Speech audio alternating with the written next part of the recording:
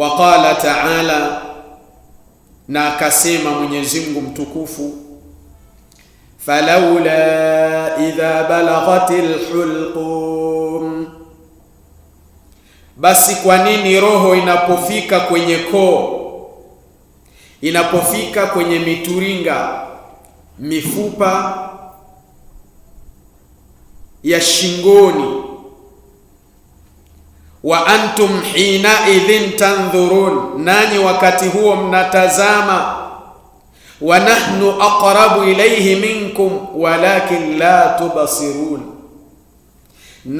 nasi tuko karibu zaidi na yule anokufa kuliko nyinyi, lakini hamuoni. Wakati ule ndugu yetu roho inamtoka, malaika wako karibu zaidi. Malaika watoaji wa roho wako karibu na yeye, lakini sisi hatuwaoni.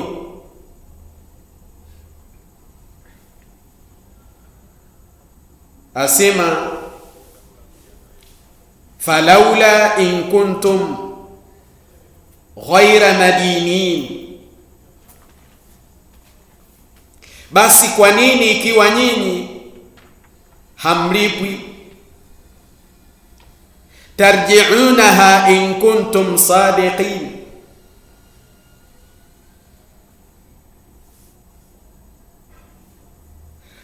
hamuirudishi roho hiyo ikiwa nyinyi ni wasema ukweli.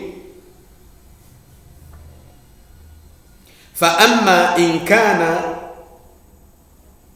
minal muqarrabin, basi ikiwa yeye ni miongoni mwa walosogezwa karibu, farauhun wa raihanun wa jannatu na'im, basi atapata raha na harufu nzuri na bustani ya neema. Subhanallah. Haya yote ni uthibitisho tu wa kwamba kaburini kuna neema, lakini neema hizi zinaanzia pale mtu anapotokwa na roho. Ikiwa ni muumini mkweli wa imani yake, malaika huteremka wakati huo na kumpa habari njema, bali kumuondolea hofu, asihuzunike juu ya vile anavyoviacha duniani watu wake na mali zake, na kwamba yaliyoko kwa Allah subhanahu wa ta'ala ikiwemo pepo yake ni bora zaidi kuliko hivi ambavyo anaachana navyo duniani.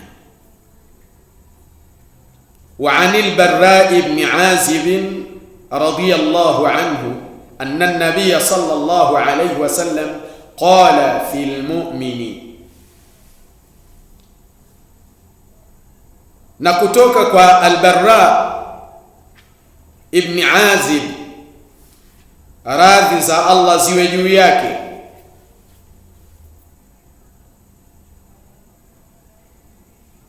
anna an-nabiy sallallahu alayhi wa sallam qala fil mu'mini,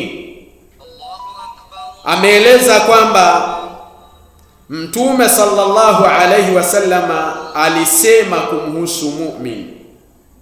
Alisema nini? idha ajaba al-malakaini fi qabrihi yunadi munadi minas samaa, mu'min anapowajibu malaika wawili katika kaburi lake kutokana na yale maswali yao, man rabbuka, akajibu rabbi Allah, mola wangu ni Allah, wa man nabiyuka, nabii wako ni nani, akajibu kwa kusema nabii Muhammadin sallallahu alayhi wasallam, mtume wangu ni Muhammad sallallahu alayhi wasallam. Wa madinuka, dini yako ni ipi, akajibu al-Islam. Anapowajibu malaika wawili huyu mu'min katika kaburi lake,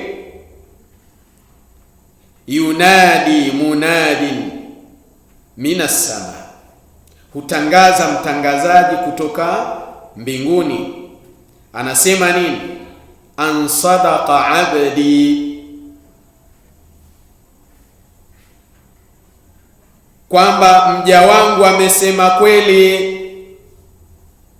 Fa afrishuhu min aljanna, basi mtengenezeni tandiko kutoka peponi. Wa albasuhu min aljanna, na mvisheni mavazi kutoka peponi. Wa aftahu lahu baban ila aljanna, waftahu lahu baban ila aljanna, na mfungulieni mlango wa kuingia peponi. Qala, akasema, fayaatihi min rawhiha wa tibiha wa yufsahu lahu fi qabrihi madda basarihi. Hivyo humtajia mu'min harufu yake nzuri na utulivu wake. Yani mu'min analetewa harufu nzuri, sawa, watibiha, na utulivu, anapata utulivu kutokana na ile harufu nzuri ambayo inaletwa kwake. Wa yufsahu lahu fi qabrihi, na hupanuliwa kaburi lake. Ya subhanallah, vile tuonavyo kaburi la umbo la mstatili, ufinyu wake ukiongezea na ufinyu wa mwanandani ambapo maiti ndipo anapowekwa, huo ni mtazamo wa macho yetu haya, na inakuwa hivyo kwa muovu. Kabri linambana mpaka mbavu zinakhtilafiana, lakini kwa mu'min mambo ni kinyume. Anayapata haya ya kuletewa harufu nzuri na utulivu, lakini kaburi lake linapanuliwa maddul basar, madda basarihi, kadri ya upeo wa macho yake. Pale macho yake yanapoishia kuona, ndio upana wa kaburi yake unafikia pale. Rawahu Ahmadu wa Abu Dawuda fi hadithin tawil, ameipokea Imam Ahmad na Abu Daud katika hadithi ndefu. Tamam.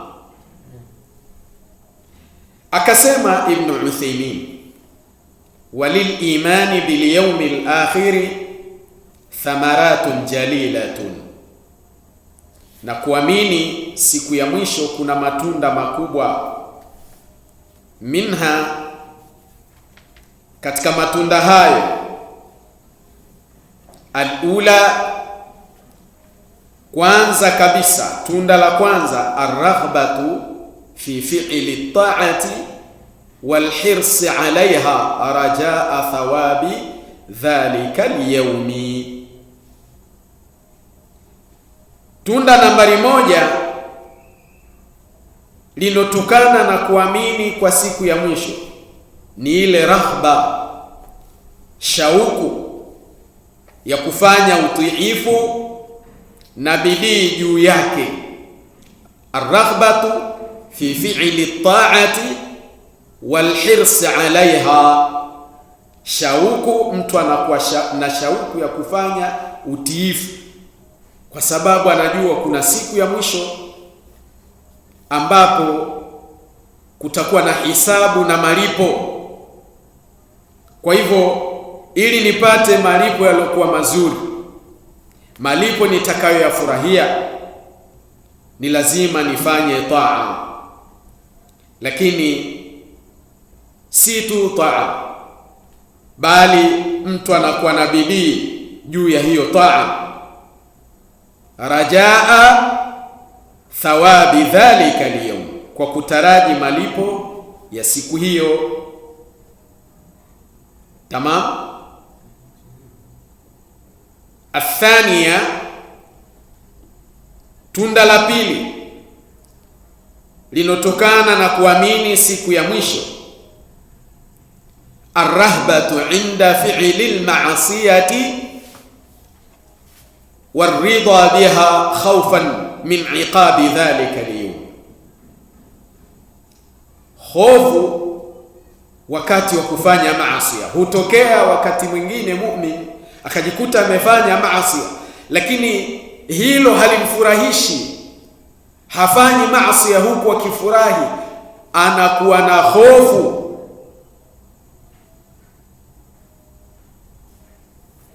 Juu ya hayo maasi, kwa hivyo anaacha kuyafanya maasi khaufan, arrahbatu inda fi'li al-ma'siyah, kwa ile hofu wakati wa kufanya maasi, warida biha khawfan min iqabi dhalika al-yawm, na karidhia hivyo kwa kuhofia adhabu ya siku ya mwisho, siku hiyo,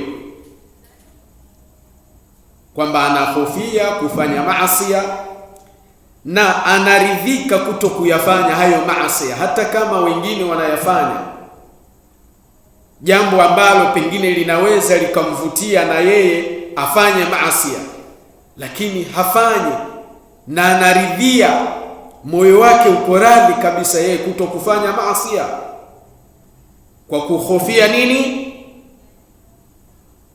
Kwa kuhofia adhabu ya siku hiyo ya mwisho. Athalitha, tunda la tatu katika matunda ya kuamini siku ya mwisho, tasliyatul mu'mini amma yafutuhu min ad-dunya bima yarjuhu min na'imil akhirati wa thawabiha, ni kuburudisha mu'min